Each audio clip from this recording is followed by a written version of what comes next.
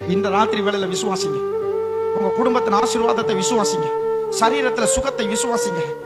ஆரோக்கியத்தை விசுவாசிங்க. பிசாசு கீழே விழுறத விசுவாசிங்க. விரோதமான ஆயுதங்கள் முறியடிக்கப்படுவதை விசுவாசிங்க. ஆண்டவர் எல்லாத்துக்குமே கட்டளை கொடுத்து விட்டார். கல்வாரி சிலுவையில எல்லாவற்றையும் மேற்கொண்டு விட்டார். இப்ப நான் செய்ய வேண்டியது என்ன தெரியுமா? விசுவாசிக்க வேண்டும்.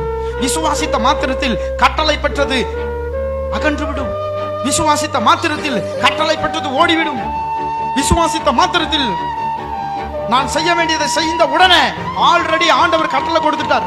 நான் சொல்றேன், அந்த ராத்திரியில் உங்களுடைய வாழ்க்கையில் இருக்கிற கடும் பிரச்சனைகள் நீங்கும்படி ஆல்ரெடி ஆண்டவர் அந்த பிரச்சனையை பார்த்து கட்டளை கொடுத்துட்டாரு.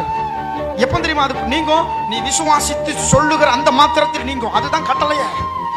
நம்ம அது நீங்குமா நீங்குமா நீங்குமான்னு பார்த்துட்டே இருக்கிறோம். ஆண்டவரே ஆண்டவரே ஆண்டவரே ஆண்டவரே ஆண்டவரே ஆண்டவரேனா யோர்தான் பிளக்காது. காலை கொண்டு போய் அதில் வச்சாதான் யோர்தான் பிளக்கும். அதான் ஆண்டவருடைய தீர்மானம்.